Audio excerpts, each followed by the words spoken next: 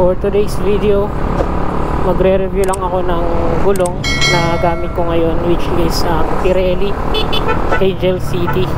Isang taon mahigit ko na rin gamit ang gulong na to, and actually palitin na rin siya, kaya ito na yung panahon para ma-review natin ang gulong na to. By the way, hindi ito sponsored. Honest review lang ulit tayo dito sa gulong na to, guys. Ito na ata yung pang-apat na gulong na i-review ko. So, Pirelli Angel City. So, ang Pirelli kasi is kilala na yan na makapit na gulong, and isa rin yan sa mga hindi na budget meal na gulong. So actually itong Angel City is ito pa nga yung alam kong mas mura compared sa ibang ibang gulong ng Pirelli, like yung Diablo Rosso. Actually mas mahal na yun, pero since city driving lang naman ako madalas, hindi naman ako yung taong sumasagad sa banking ganyan. So okay na to compared sa Diablo Rosso. Ganito rin kasi talaga ako mag-review ng gulong na ginagamit ko, guys. I-review ko siya kapag alam kong papalitan na, kapag alam kong palitin na, para sulit na sulit at masabi ko sa inyo kung ano yung mga naging experience ko sa paggamit ng gulong na to. At sa dulo ng video, guys, ay sasagutin ko ang tanong na kung worth it ba ang gulong na ito. So umpisa na natin yung pagre-review, guys. Ang unang napansin ko nung ginamit ko agad to is makapit nga talaga siya, guys. Kung ikukumpara natin sa mga budget meal na nagamit ko na, sa mga budget meal na na-review ko na, so mas makapit siya. Paano ko nasabi na makapit siya kahit hindi naman ako sumasagat ng banking ganyan, diba? Well, naramdaman ko yon doon pa lang sa pagpepreno ko sa likuran, guys. Ramdam na ramdam ko na makapit yung gulong. Dahil kapag nagsa-sudden brake ako sa likuran, yung tunog niya is talagang makapit. Hindi tulad sa mga budget meal na nagamit ko na, guys. Kapag nag-i-skid kasi, yung mga budget meal na nagamit ko na is parang ano lang, tunog na skid lang talaga, yung normal na skid lang sa mga mabuhangin ganyan. Ganun yung tunog. Unlike dito na nung pinapa-skid ko talaga siya, yung tunog niya is makahapit. Yung alam niyo yung parang sapatos sa may basketball court, ganun yung tunog niya. Tsaka mas malakas yung brake ko sa likuran compared sa budget meal na gulong na nagamit ko. So dun ko nasabi na mas makapit nga talaga siya. Sa bagay, yung ganong presyo ba naman compared sa mga budget meal, tapos yung performance is same lang sa budget meal, eh ba't pa bibili dito, diba? So yun yung unang napansin ko dito sa gulong na to. Mas makapit din talaga siya compared sa mga budget meal. And sa pagkakaalam ko, guys, ang Pirelli Angel City is ano yan, dual compound. Dahil yung Diablo Rosso, ang pagkakaalam ko is soft compound. So comment down below naman kung tama yung pinagsasabi ko dito, guys, na dual compound itong Angel City, kasi na-design talaga siya na pang city driving, kaya nga tinawag Angel City. So yun yung pagkakalam ko, guys. Bali yung nasa gitna is medium compound yan, and then yung gilid niya is soft compound, kaya okay siya sa bangkingan din. While yung Diablo Rosso kasi is, ang alam ko is pure na ano yun, soft compound, kaya mabilis maupod yun. So ayan yung napansin ko na maganda dito kay Pirelli Angel City. So mapunta naman tayo sa medyo hindi ko nagustuhan. Ang una dyan is yung mabilis siyang maupod. Mas mabilis siyang maupod, guys, compared sa mga nagamit ko na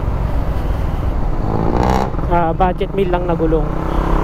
Dahil yung budget meal na nagamit ko is napaabot ko ng 15,000 odo, pero ito is nasa 10k odo pa lang siya, guys. Mag-11 pa lang is palitin na. Although pwede ko naman siyang isagad, ang kaso medyo delikado na siya para sa akin, dahil nakakaramdam na ako ng pagka-skid. Ayan, kaya pagsayaw ng ng motor sa tuwing dumadaan ako sa mga uneven roads, Dahil nga meron kasing sign yung mga gulong na palitin na talaga siya for our safety. Kaya yun, bala ko na rin siyang palitan, natayo ko na yung isagad, diba? Dahil isa nga ako sa mahilig sa long ride, and isa sa safety kasi sa long ride is yung gulong na ginagamit natin. So kung palitin na yung gulong, mas magandang palitan mo na compared sa malagay pa sa alanganin yung buhay mo, diba? So ayan yung isa sa napansin ko na medyo hindi ko nagustuhan dito kay Pirelli Angel City. Although may dahilan naman kasi kung bakit mas mabilis siyang maupod. Dahil alam na ng lahat yan na once na mabilis maupod yung isang gulong or malambot yung isang gulong, ibig sabihin lang nun na mas makapit siya. So doon na pumapasok yung isa sa nagustuhan ko dito sa Pirelli Angel City. Dahil nga makapit siya, kaya malambot siya. So ano pa yung hindi ko nagustuhan? Siguro yung price niya. Although worth it naman yung price niya sa gulong, pero may hirapan yung mga medyo kinukulang sa budget na bumili ng ganitong gulong na pares. So actually isa lang yung binili ko nito dito lang sa likuran. Dahil yung harapan ko is Maxxis pa rin since 2020 ata or 2021 pa tong Maxxis na nasa harapan ko. Ibay rin ng Maxxis na nasa harapan ko. Although mas matagal naman kasi talaga maupod yung gulong sa harapan. Kaya yan, tumatagal talaga siya ng taon-taon. So isa pa na hindi ko nagustuhan, and by the way, napansin ko to sa lahat ng gulong na na-review ko. So once na umabot na yung indicator ng gulong na kailangan mo nang magpalit, is makakaramdam ka na ng pagkadulas. Kahit natitignan mo pa lang is okay pa naman eh. Pwede pa naman sana siyang isagad, pwede pa siyang magamit. Pero once na umabot na sa indicator ng gulong na warning na palitin na siya, is makakaramdam ka na ng pagkadulas. Kaya ito, nakakaramdam na ako ng konting skid. And then paggalaw ng motor, kung napapaapak ka sa mga uneven roads, tulad ng ganito na makakapal na mga pintura, kapag napapaapak ka sa ganyan is parang sumasayaw yung motor. Kaya para sa safety natin guys, kapag ganun na umabot na sa warning yung upod ng gulong mo, tapos mahilig ka pa sa long ride, pinaka mainam nun guys is palitan mo na. Pero kung city driving ka lang, tapos maingat ka pa magmaneho, pwede mo pa siyang isagad hanggang sa makontento ka. Kung dito ka lang din naman city driving. Ako kasi is gumagala talaga ako guys. Gusto ko talaga yung mga malayo ang biyahe. Kaya para sa safety ko na rin, palitan ko na siya. Kaya so ngayon, sagutin naman natin yung tanong na kung worth it ba ang gulong na to. So dalawa yung pwede kong maging sagot dito guys. So una, worth it siya sa mga taong afford yung ganitong gulong. Worth it din siya sa mga taong mahilig bumangking, ganyan, mahilig sumagat ng banking sa Marilake, ganyan, sa Cabiang. Worth it siya guys. Yung tipong kung kailangan mo na magpalit ng gulong is hindi mo na kailangan pag-ipunan, ganyan. So kung afford mo siya, yes guys, worth it siya. Actually kung kaya mo pa nga mag Diablo Rosso, yun na lang bilhin mo eh, diba? So kung kagaya ko naman na medyo kinukulang sa budget, kailangan pag-ipunan kung bibili ng ganito, kung kaya mo man bumili pero isang gulong lang, hindi mo na kaya pag dalawa, ganyan. Tapos ganito na hindi mahilig bumangking, yung tamang ride lang yung ginagawa, kung kagaya ko guys is medyo hindi na siya worth it, diba? Kasi yun nga, nahihirapan ka na ngang bilhin siya, diba? Nagkukulang ka na sa budget na bilhin siya. meron kang kailangan bilhin na mas priority, tapos nasa 10,000 odo, kailangan mo na ulit siyang palitan. So kung kagaya ko na ganun yung pamumuhay, ganun yung klase ng driving skill, is hindi na siya gaanong worth it guys.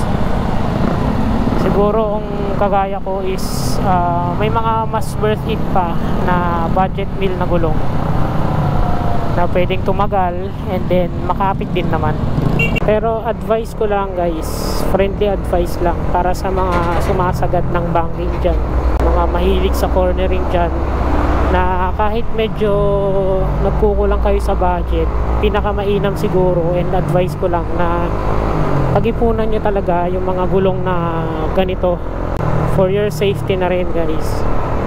Siguro kung ganun talaga yung driving habit mo, sagad-sagaran sa bangkingan, pinakamainam talaga na bumili ka ng mga ganitong klaseng gulong, mga Pirelli, Michelin, yan, Metzeler.